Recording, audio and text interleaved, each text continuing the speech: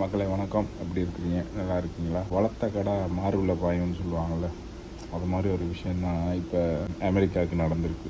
இந்த அணு ஆயுதத்தை டெவலப் பண்ணுற இந்த சிஸ்டம் அது இதெல்லாம் அமெரிக்கா தான் ஈராக்கு கொடுத்துருக்கு. எதுக்கு கொடுத்துச்சு? அவங்க எனர்ஜியை உற்பத்தி பண்ணுறதுக்கும் எனர்ஜியை உருவாக்கி அவங்க பல வேலைகளை செய்கிறதுக்காக. ஆனால் ஒரு காலத்தில் 1979க்கு முன்னுக்குன்ற மாதிரி நான் பார்த்தேன். அப்போ அமெரிக்கா தான் இந்த விஷயங்கள் எல்லாத்தையும் கொடுத்துருக்கு. அவங்கள என்ன காரணத்துக்கான கொடுத்துருக்குது? அந்த ஈரானை ஒரு பவர்ஃபுல்லான நாடாக மாற்றி அந்த ரீஜன் ஃபுல்லாக அமெரிக்கா கண்ட்ரோல் பண்ணுறது. இது அவங்களோட வளமையாக செய்கிற அவங்களோட பொழப்பு தானே. அதை கூடுதலாக சைனாவையும் ரஷ்யா எல்லாத்தையும் கண்ட்ரோல் பண்ணுறது. ஏன்னா ஈரான் ஒரு புத்திசாலிகள் வாழ்கிற நாடு. ஸோ அப்போ அமெரிக்கா எப்போவுமே அப்படி தான் செலக்ட் பண்ணும். இப்படி எல்லாம் யாரெல்லாம் எங்கெங்கெல்லாம் பெஸ்ட்டாக இருக்காங்களோ அந்த நாடுகளை சூஸ் பண்ணி அங்கே உள்ள பிரச்சனைகளை ஃபைண்ட் அவுட் பண்ணி அவங்கள வச்சு அவங்க யூஸ் பண்ணி இவங்க ஆட்சி பண்ணுவாங்க. இது அமெரிக்காவோட பல காலங்களாக நடக்கிற ஒரு விஷயம். இது எல்லாருக்கும் தெரியும். இப்போ யூதர்களையும் இஸ்ரேலையும் எப்படி வச்சுருக்காங்க, எவ்வளோ பெரிய பவர்ஃபுல் நாடாக வச்சுருக்காங்க. ஸோ ஈரானையும் அதுக்கு தான் சூஸ் பண்ணி அவங்களுக்கு எல்லா இதையும், அதாவது ஷா மன்னர் ஆட்சி காலத்தில் இது நடக்குது. அவங்கள சூஸ் பண்ணி அவர் அதுக்கான இதெல்லாம் எதுக்கு கொடுக்குறாங்கன்னா ஈரானில் உள்ள எனர்ஜியை ப்ரொடியூஸ் பண்ணுறதுக்காண்டி தான் கொடுக்குறாங்க நிறைய விஷயத்தை. ஆனால் உள்நோக்கம் அது இல்லை. அங்கே அணு ஆயுதத்தை உருவாக்குறது தான் அமெரிக்காவோட நோக்கம். அணு ஆயுத நாடாக ஈரானை மாற்றுறது தான் அமெரிக்காவோட நோக்கம். அதுக்காண்டி தான் அதை செய்கிறாங்க, இன்டைரக்டாக செய்கிறாங்க. ஸோ அதை அச்சீவ் பண்ணுற காலகட்டங்கள் கூட வந்துட்டு. அப்போ அந்த நாட்டில் பொருளாதாரங்கள் அது இதெல்லாம் நல்லா இருந்திருக்கு, எல்லாமே நல்லா இருந்திருக்கு. அப்போ திடீர்னு இந்த 1979க்கு பிறகு இந்த இஸ்லாமிய புரட்சி வந்தது தான் இந்த நாட்டோட அழிவுக்கு காரணம். அன்றைக்கி அது வராமல் இருந்திருந்தா, இவங்க பிடிக்காமல் இருந்திருந்தா, அதே ஆட்சி ஷா மன்னரோட ஆட்சி இருந்திருந்தாங்க, இன்றைக்கி ஈரான் ஒரு மாபெரும் அணு ஆயுத நாடாக மாறியிருக்கும். அது மாறினதுக்கு பிறகு வேணால் இந்த புரட்சியெல்லாம் நடந்து நீங்கள் கைக்கு எடுத்து இவங்களை எதிர்த்திருந்தால் அது வேறு விஷயம். அதுதான் புத்திசாலித்தனம். அதுதான் பல தலைவர்கள் விடுற பிள்ளைகளை இந்த மாதிரி பல முடிவுகளை எடுக்காமல் விடுறது. அதுதான் இலங்கையிலே நடந்தது. பல விஷயங்களை சரியாக செய்வாங்க, சில விஷயங்களில் கோட்டை விட்டுருவாங்க. அவங்களுக்கு புத்தி சொல்கிற அளவுக்கு எனக்கு புத்தி இல்லை. நான் சொல்கிறது எந்த ஒப்பீனியனாக சொல்கிறேன்னா, அவங்களுக்கு என்ன சுச்சுவேஷனில் அவங்க இருந்தாங்களோ தெரியாது. ஸோ அப்போ அப்படி பார்த்தீங்கன்னு சொன்னால், அப்போ இவனோட எண்ணமே அவங்கள பெரிய வல்லரசாக மாற்றி ஒரு அணுவாத நாடாக மாற்றி அந்த இடத்துல உள்ள அந்த ரீஜனை கண்ட்ரோல் பண்ணுறது. அதுதான் அதை செஞ்சுருந்தால் அந்த நாட்டு மக்கள் இன்றைக்கி இஸ்ரேலில் எப்படி வளமாகவும் பணத்தோடையும் பொருளாதார இதுகளோடையும் வாழ்கிறாங்களோ, நல்ல ஒரு வாழ்க்கை வாழ்கிறாங்களோ, அது மாதிரி வாழ்ந்துருக்கலாம் அந்த நாட்டு மக்களும் சரி, அந்த நாட்டு அனைவரும். இன்றைக்கி அது ஒரு பெரிய நாடாக இருந்திருக்கும். ஆனால் அதை குழப்பினது யார்? இந்த இஸ்லாம புரட்சின்னு சொல்லிட்டு அதை ஆரம்பித்து அதை குழப்பி, சரி ஓகே நீங்கள் அதை பிடிச்சிட்டிங்க தானே, பிடிச்சி அதை புரட்சியை எடுத்துட்டீங்க, ஓகே. இப்போ நீங்கள் என்ன பண்ணியிருக்கணும்? இவங்க கொடுத்த அந்த அணு ஆயுதத்தை க்ரியேட் பண்ணுற அந்த வெப்பன்ஸு, அந்த எக்யூப்மெண்ட்ஸு, அந்த மிஷினரி எல்லாத்தையும் நீங்கள் இவனுக்கு ரிட்டர்ன் பண்ணியிருந்தால் இவன் உங்களை தொட்டே இருக்க மாட்டான். இப்போ இவனுக்கு பிரச்சனையவே திருப்பி 40 வருஷமாக இவன் மட்டும் இல்லை, இவன் தான் கொஞ்சம் மோசமாக அடிக்கிறான். அவங்களும் ஏற்கனவே இருந்த எல்லா பிரசிடெண்ட்டும் இதே ஒவ்வொரு முறையும் மிரட்டி தானே இருக்காங்க இது சம்மந்தமாக. 40 வருஷமாக அது நடக்குது.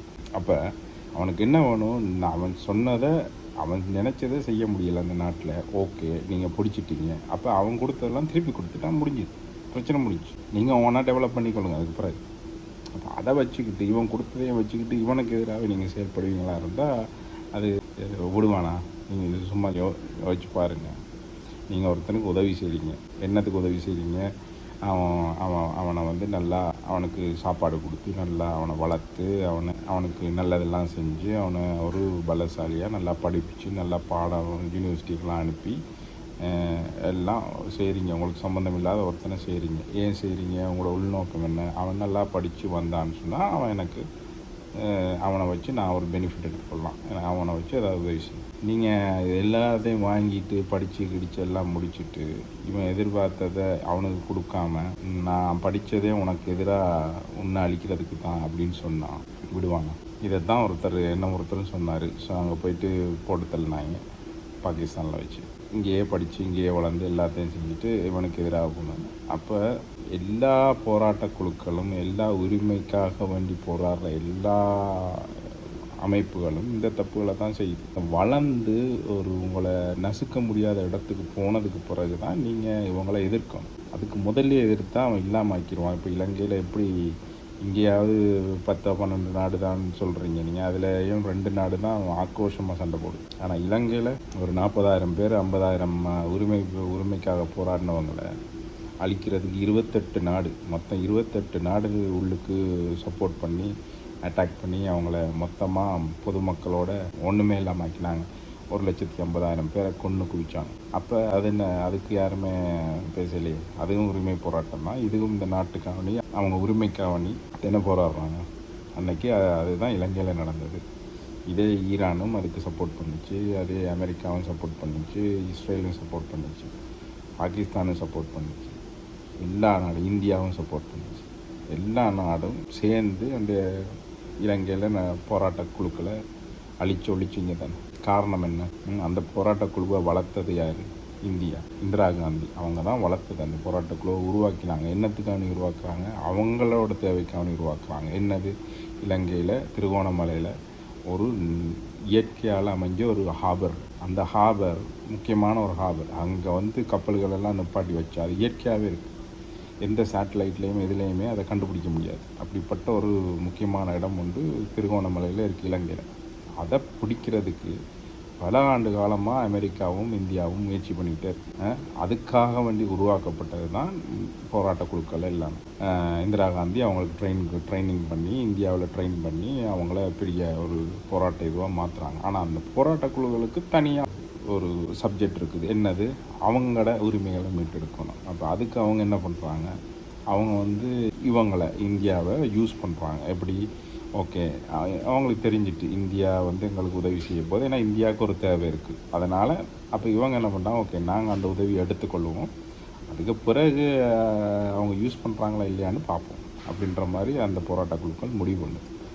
அப்போ முதல்ல எல்லாத்துக்கும் தலையாட்டிட்டு போயிட்டு அங்கே எல்லாம் ட்ரைனிங் எடுத்து எல்லா போராட்டத்தையும் தொடங்கி எல்லாம் வெற்றிகரமாக நடந்து, அப்போ இந்தியா நினைச்ச கோட்டில் போகாமல் இவங்க டைவெர்ட் பண்ணி திரும்பி வேறு வழியில் போனோன்னே, இந்தியாவுக்கு செய்ய வேண்டியதை செய்ய முடியாமல் போனோன்னு 26 வருஷம் கழித்து பார்த்துருந்து பொறுமையாக இருந்து மொத்தமாக அழிச்சிச்சு. இந்தியா மெயின் பாட்டது அழிக்கும்போது அழிச்சு.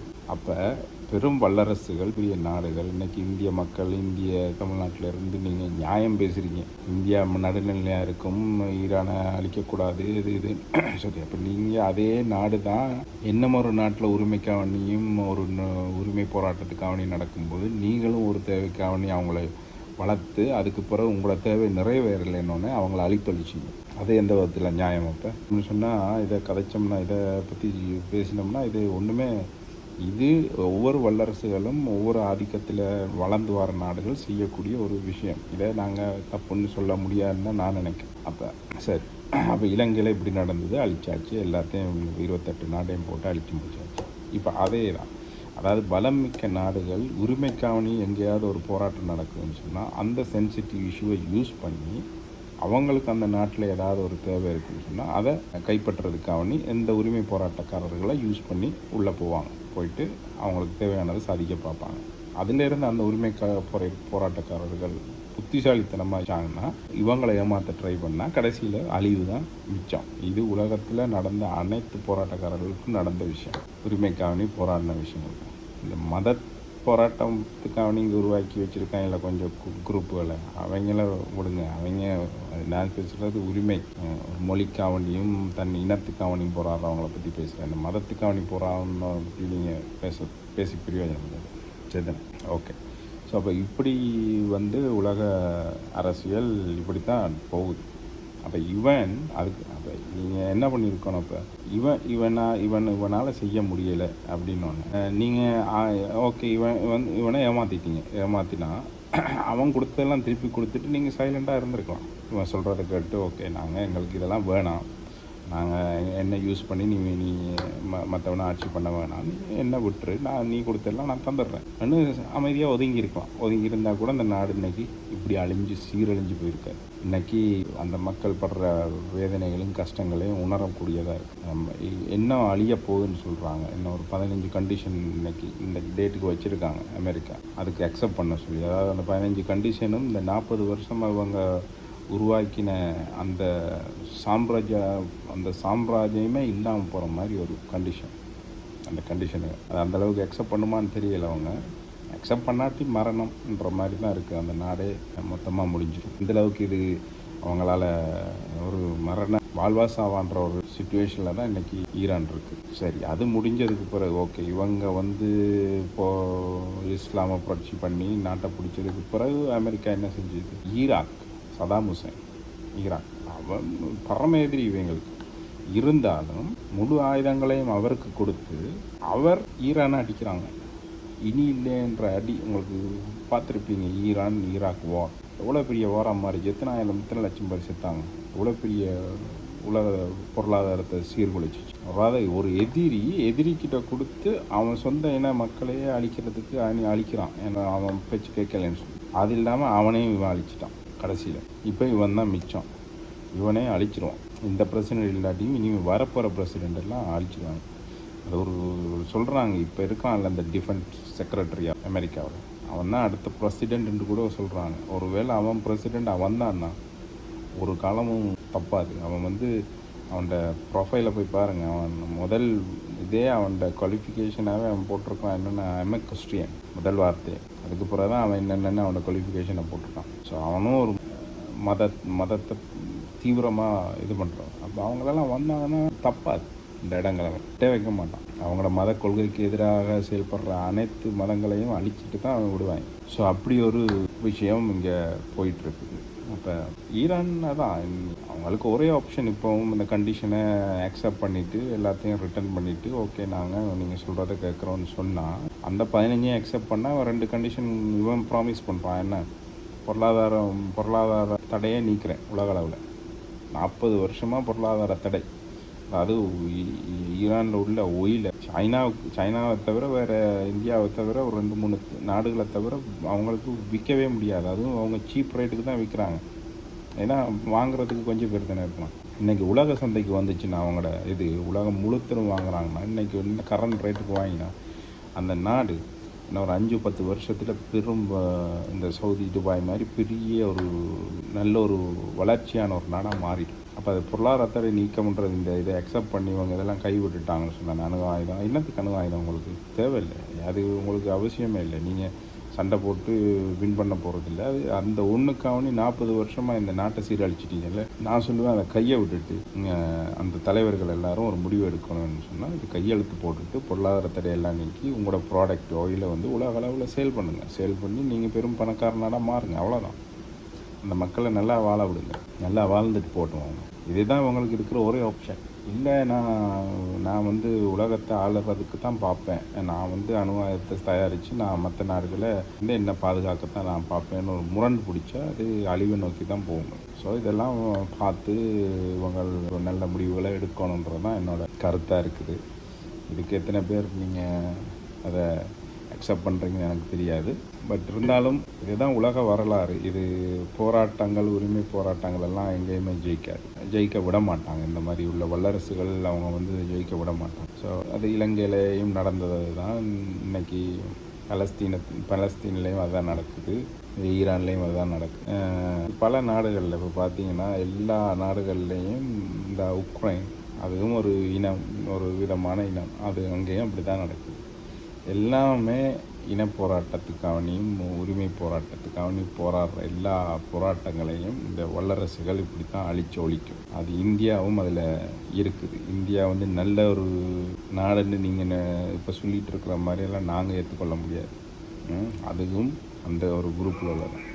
அதுவும் காங்கிரஸ் இருக்கும்போது ரொம்ப மோசமான நாடாக இருந்துச்சு அந்த இந்தியா, இந்திரா காந்தி காலத்தில். இப்போ இருக்கிற இந்த பிரசிடெண்ட்டை கூட நான் அக்செப்ட் பண்ணுவேன், பிரைம் மினிஸ்டர் மோடியை. ஏன்னா இன்றைக்கி இவ்வளோ சிக்கல்லையும் அவ்வளோ ஆபத்தான இடங்கள்லையும் இந்த அவங்களோட ஆயில் ஷிப்பையும் எல்லாத்தையும் க்ராஸ் பண்ணி கொண்டு வராங்கல்ல, இல்லை கொண்டு மக்களுக்கு தேவையானதை கொடுக்குறாங்கல்ல.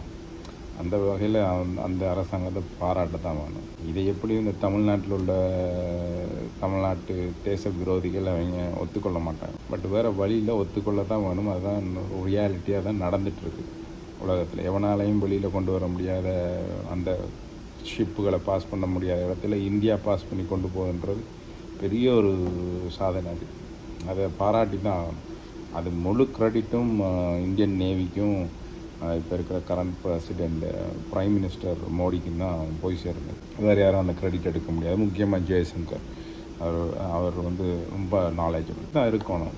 ஆனால் அவங்க வெளியுறவு கொள்கை இப்போ ஒரு நல்ல ஒரு ஸ்மூத்தான விஷயமாக அவங்க சொல்கிறாங்க. பட் இருந்தாலும் இந்த இப்போ கரண்ட் இருக்கிற அரசாங்கமும் மற்ற எப்படி ஈரானோட உரிமை போராட்டத்துக்கு மேலேயும் மற்ற உரிமை போராட்டங்களையும் நீங்கள் அக்செப்ட் பண்ணுற மாதிரி மற்ற நாடுகள் இலங்கையில் உள்ள உரிமை போராட்டத்தையும் நீங்கள் கன்சிடர் பண்ணியிருக்கணும். அதை ஏன் பண்ணலைன்னு தெரியல.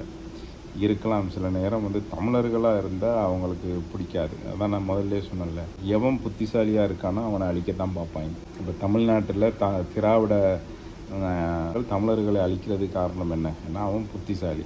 அது ஒன்று உள்நாட்டுக்குள்ளே நடக்கிறது. அப்போ வெளி உலகமெல்லாம் சேர்ந்து இந்த 28 நாடும் சேர்ந்து ஒரு தமிழ் இனத்தை அழித்தது காரணம் என்ன?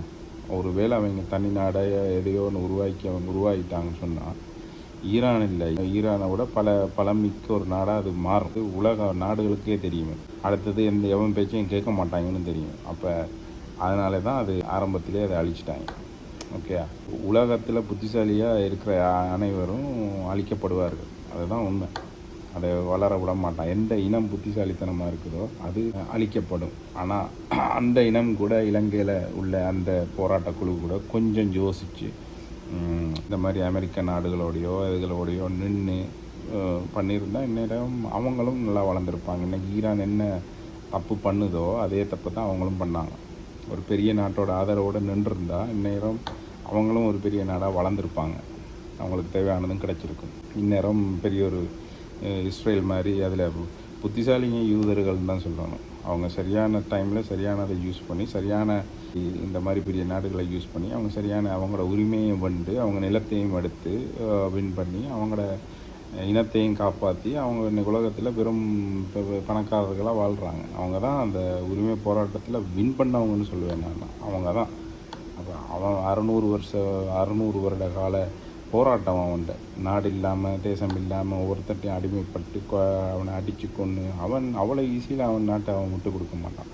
அவனுக்கு தெரியும் அகதியாக போனால் எவ்வளோ கஷ்டம்னு சொல்லிட்டு. இன்றைக்கி அவன் அந்த நாட்டை இவ்வளோ கஷ்டப்பட்டு 600 வருஷங்களாக போராடி பெற்ற அந்த நாட்டை அவன் அவ்வளோ ஈஸியில் விட மாட்டான். ஸோ அதுதான் அவன் வந்து வெறி கொண்டு ஃபைட் பண்ணுறது. அங்கே உள்ள மக்களை ட்ரெயின் பண்ணியும் அப்படி தான் வச்சுருக்கான். ஓகே மக்களே, இதுதான் என்னோடய கருத்து. நான் சொல்ல வேண்டியதை நான் சொல்லியிருக்கிறேன்.